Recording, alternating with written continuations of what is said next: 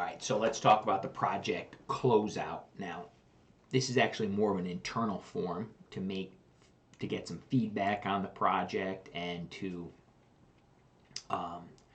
you know, see what we can do better for the next one, see if we have to adjust any systems. And this is really important that it gets done because, the definition of insanity is doing the same thing, same thing twice. So we want to eliminate that. And that's what really the project closeout form is. It's to give us some quick real-time data that can then go into changing maybe how the next project sold. So you've already downloaded it, you've already taken a look, so I just want to go over it briefly. Nothing too crazy, but self-explanatory. And some of this stuff actually is gonna, some of this stuff is getting added to. That's not up to date, but here's the gist of it. The first thing we want to know about is, did the project come within budget, yes or no, and then the reason. Obviously, that's simply, do we have the right pricing from our sales side? So we need to know, and you say, hey, well, the plumber was more expensive, and based off of our pricing, there was no additional scope of work. Obviously, if it was an additional scope of work in a change order, we're not worried about that. Did the project hit the schedule? I think it's really important. After hitting that baseline, you're going to want to see, did we have lofty expectations? It's nothing to do with if you did a good job or not. It has to do with, did we have enough allotted time based off of what we projected? The biggest thing is that if you told your client, the customer, that we're going to be finished in June, and then we didn't finish till August, they're pissed off. But if we told them that we were going to finish in August, they're happy. So the amount of time isn't necessarily the problem. It's being able to forecast and do the proper, expectation for the client and giving them an accurate finish date so that they can plan for it. So that's really the biggest thing. Did it hit the scheduled budget, the schedule timeline, and on the baseline? And if not, the reason why. And if it's stuff outside of what we could have controlled, then we're not going to adjust our templates. We're going to leave our template, right? Because 9 times out of 10 the template's going to work. But if it's not, then we want to adjust the template. Was the customer happy? Reason why? Yes or no? This is obviously objective. But if they gave us a 5-star review and, or they didn't, or maybe they were just unhappy because something happened, and maybe just put that down. Can we make it better? Can we do a better job on the next one? Or maybe it's just an additional, something that the customer should be educated on so that the next one will be happy because their expectations are different. So issues with subcontractors. This is really important. We have our list of subcontractors, and it's been in my experience over time, some guys get good and then some guys get bad, and it can be multiple reasons. Maybe it could be just family issues. They're getting the divorce or something, and they kind of fall off they fall off that level that what we expect from them, or they start to try to get too big and they hire people. And when somebody goes from a single person outfit or a father-son type of outfit and they try to hire somebody, that's where there can be issues. If they don't know how to train and manage, their company really gets destroyed. So we want that feedback so we can look, and then the other project managers can know, hey, don't use so-and-so right now.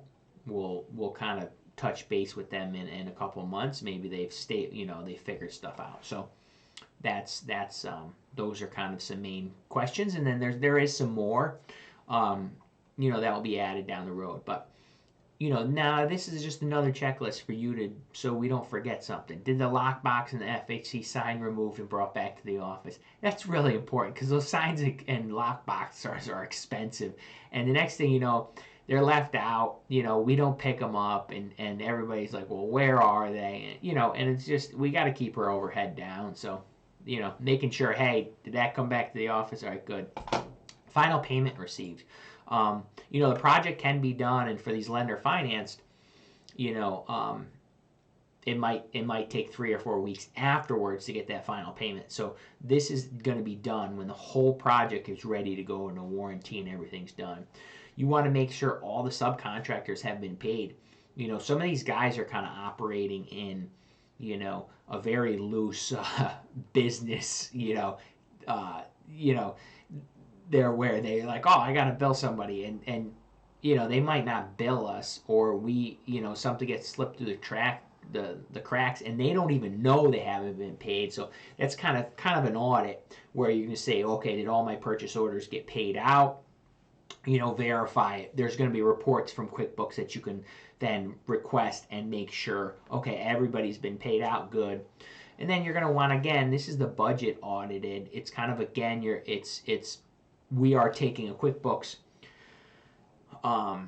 report, and then we're matching it with the budget page of CoConstruct, and we're saying, does this all match up? And if not, why? This is a really good double check, so we can see, hey, listen, what happened here, what happened there, on both sides. Sometimes it can be that, something wasn't on the QuickBooks side, it was an expense was put in the wrong category or whatever.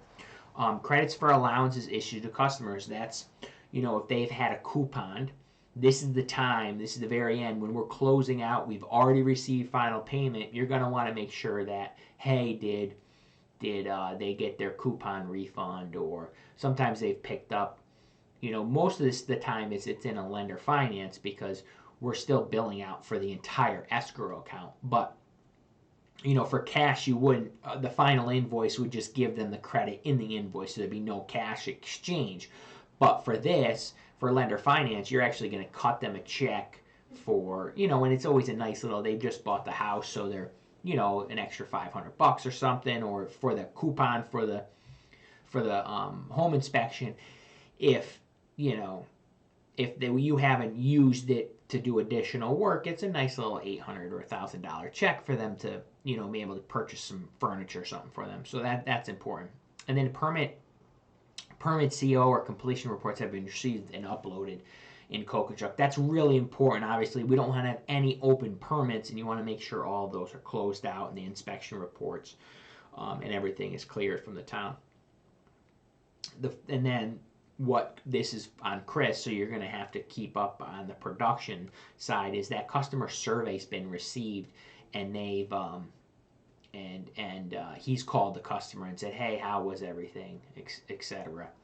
And then finally the project's been moved to warranty, and then at that point you are 100% done, unless there's an issue down the road, and then obviously that comes through and you will see it on CoConstruct. So that's pretty much it. Again, it's getting uploaded into CoConstruct, and that's pretty much the last thing. And then the production will have verified all of this, and they will move it into warranty.